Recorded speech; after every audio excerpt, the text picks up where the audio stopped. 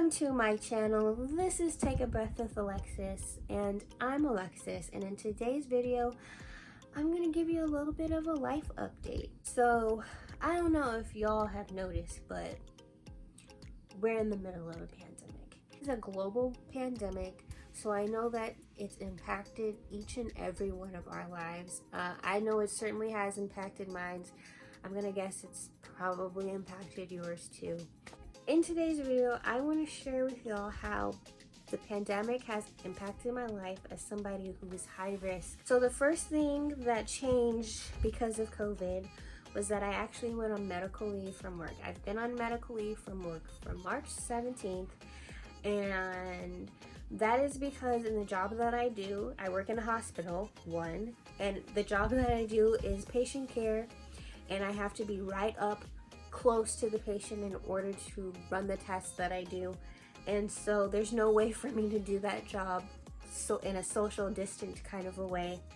So I talked with my pulmonologist, and she was like, yeah, you gotta leave work. Like, it is really not safe. I do not feel comfortable for you doing that job. And so I have been on leave since then. Another way I think that the pandemic has impacted me is that I feel like I lost a little bit of my independence.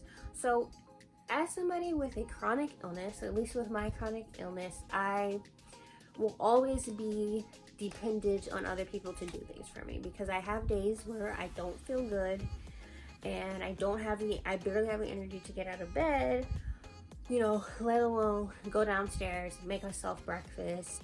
With the pandemic going around and then shelter-in-place orders also being put in place, I feel like I've had to rely on my family to do more stuff for me than they had in the past. Before, you know, I could go to the grocery store by myself and just pick up what I needed to make a recipe, or I could pick up my own takeout, or I could just go for a drive and get a pedicure or something like that. But now, because I'm so scared of getting COVID, my family will go and pick up those things for me. So I do kind of miss being able to just go and do stuff, but I really don't do that anymore. Another thing that the pandemic has impacted me is that it has caused my anxiety to go like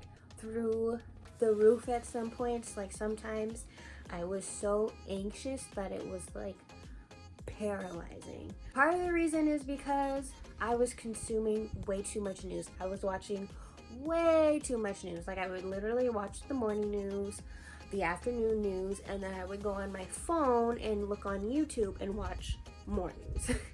So kind of to help me curb that is that I gave myself a time limit on how much news I can consume. So now I only watch the afternoon news, or the like 11 to 12 o'clock news, and that's all the news I watch for the day. And that's really helped me too. Another thing that I think that has helped me more than just reducing my actual news time is being able to actually talk to people about what is making me anxious. So I'm really fortunate enough that my mom works in the medical field, and she knows all the latest up-to-date news about what is going on with COVID. So it's really good for me to have her as kind of a sounding board, because I can ask her any question like, is this true? Is that true? I heard that they're doing this, or they said that this is happening. And she's there to basically like fact check, but she's there to really break down and explain things that I don't understand, so that they're not so anxious. I mean, there's just things that are scary about COVID that are just going to be scary for me. But with her there, she helps me, I don't know, she just helps like calm me down and bring me back to my, like, I don't know, calm state.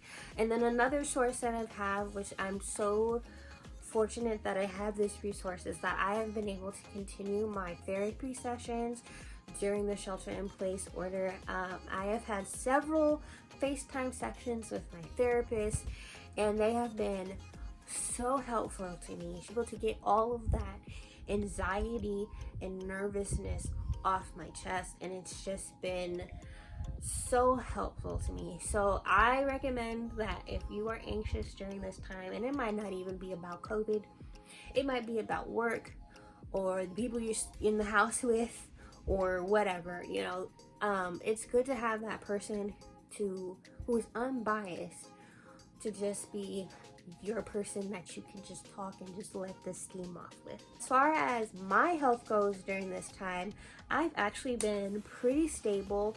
I did have kind of a little scare where we thought that I had developed asthma, but it turns out that I actually have really bad allergies, so that's fun. So since I've been at home since March 17th, my goodness, I've actually been doing a lot of stuff to keep myself busy, and I've actually will say that I feel like I am just as busy, if not busier now, than I was before the pandemic got started. So I have tried my best to regularly keep dancing. I actually entered into the first virtual Tahitian dance competition in July. That was like, it turned out really good, but it was just such an interesting thing. Like, usually you dance with your teacher and your other dance sisters, and you're all training and getting ready, and so the whole experience of me having to do it by myself was different. But what I will say is that it did keep me dancing. It kept me dancing for like 6 weeks straight every day. I've also spent a lot of time working on my YouTube channel, which I hope you guys have noticed. I've tried so hard to be consistent with my videos. I've been pretty consistent putting out a video every week since March, so yay to me. Also have been creating super fun content on my Instagram page, which if you haven't checked it out, or if you're not following me on Instagram, I highly recommend you do. I have been doing Disney bound challenges, I have dance videos, I post funny Instagram stories, all kinds of stuff. So if you want to see what I'm doing on a day-to-day basis, I recommend that you follow me on Instagram at Take a Breath with Alexis, same way it's spelled here and all that jazz. Another really kind of good thing that has come since I've been sheltering in place is that I'm like reaching out to people more, because y'all probably don't know this, but your girl's an introvert, and I actually really like staying at home by myself. Like, that is like my happy space. But during this time, I've actually reached out and reconnected with people that I haven't talked to in a very long time. So one thing that I've started was I became pen pals with my cousin in Texas, and so we write each other. And we write each other, and she sends me the cutest Star Wars postcards.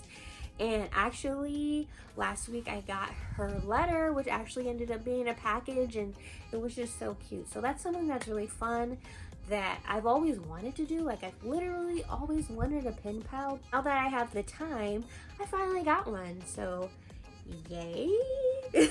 And also I've been reading way more. So when I was little, I was an avid reader. I loved reading. Like, bookstores were my favorite store.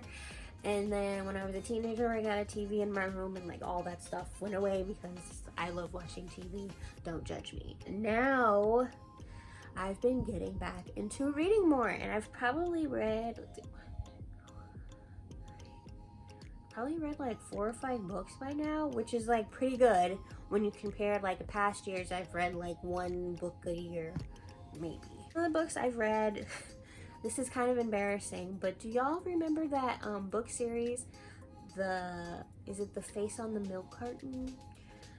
Yeah, that series. So I actually read the 2nd, 3rd, and 4th book in that series. So I've read that series. I read Becoming, Michelle Obama's autobiography. What else have I read? The Queen's Shadow, which is a Star Wars story. It's about Padme Amidala, who is my favorite Star Wars character ever. The book I'm reading now is The Fault in Our Stars.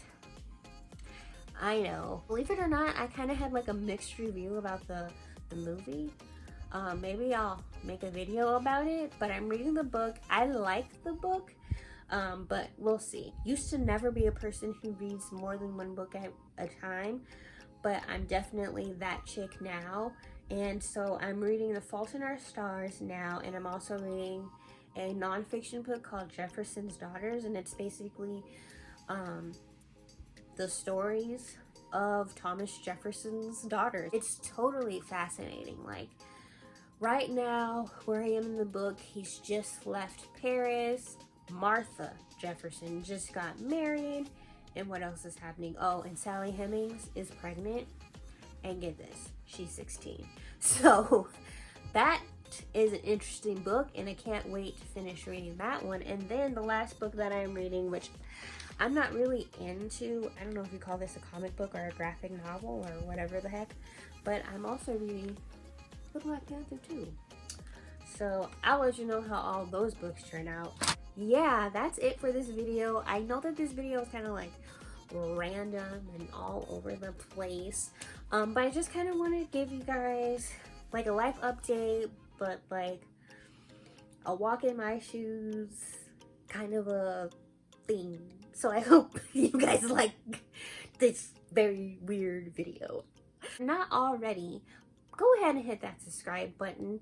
It's right down there. It's completely free, and then you'll be able to see awesome videos like this every week. Also, in the comments down below, please tell me how each and every one of you are doing, and also what have you been doing to keep yourself busy during this pandemic. So with that being said, thank you so much for staying. thank you so much for sticking with this video to the end. I hope you guys stay safe, stay healthy, wash your hands, wear a mask, and yeah. So I'll see you in my next one. Bye!